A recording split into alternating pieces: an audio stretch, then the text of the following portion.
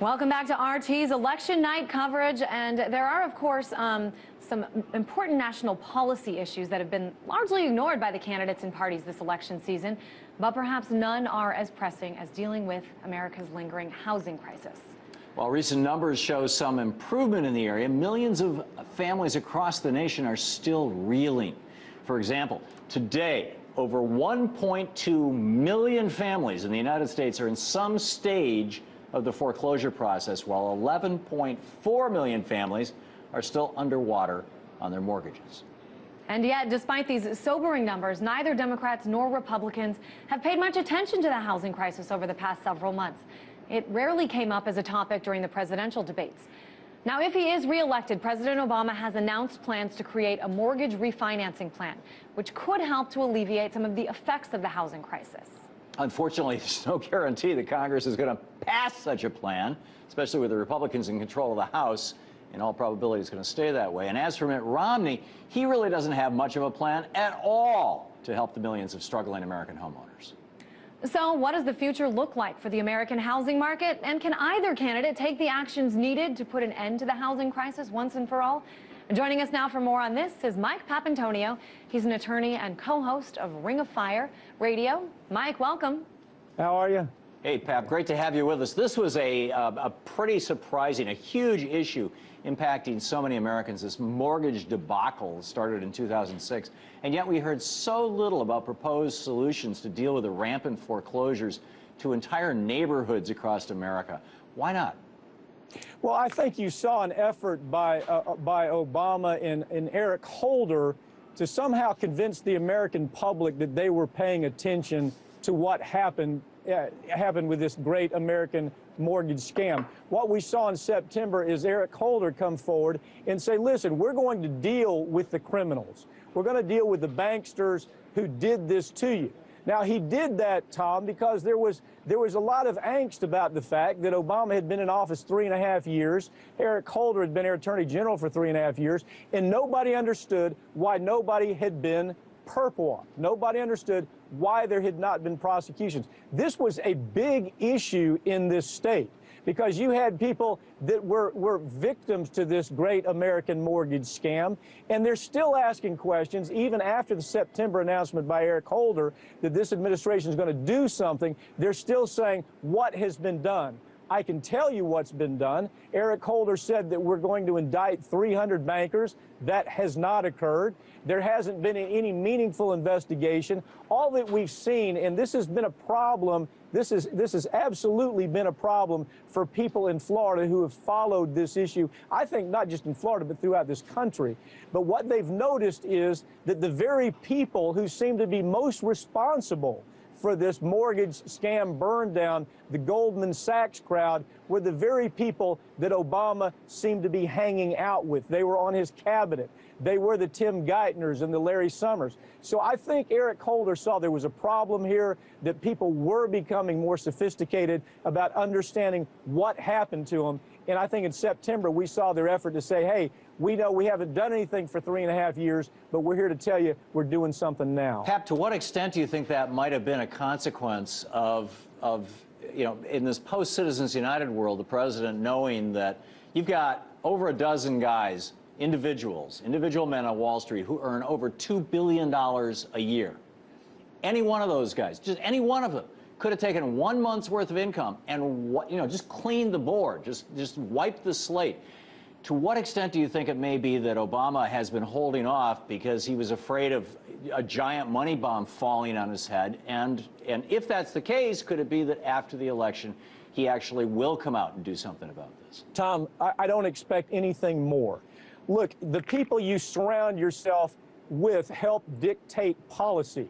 Eric Holder, for all practical purposes, is one of them. Eric Holder is the guy, as a lawyer, represented the white-collar criminals that should be perp-walked right now.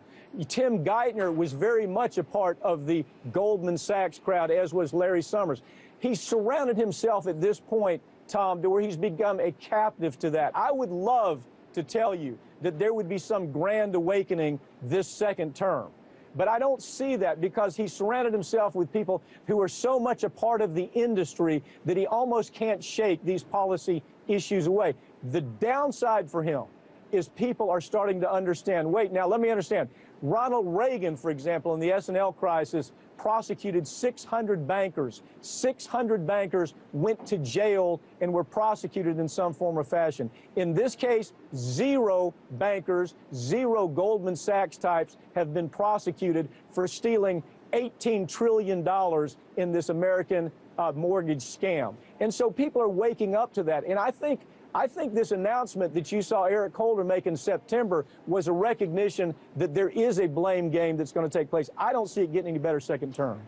I think you've touched really upon a crucial part of this story when we talk about the housing crisis, and that is the cause. We're talking predatory lending, we're talking blatant mortgage fraud. But I think for a lot of Americans, a lot of people, frankly, who are standing in those long lines today, they really felt the effects. They saw their neighborhoods around them really just crumble to the ground in some cases. Even people who paid those mortgages on time saw their neighbors be foreclosed upon. So I guess my question to you, Pap, is what kind of solutions are out there, regardless of who wins tonight, in terms of changing the system?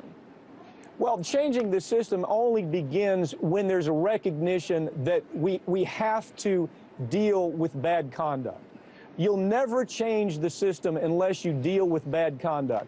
And you have to do it the old-fashioned way. Unfortunately, when I say that Ronald Reagan was more proactive on the S&L crisis than Obama, it is because Reagan's advisors told him that before we can change the culture of S&L, somebody has to be able to tell the story that Uncle Johnny went to prison 10 years ago for doing something wrong.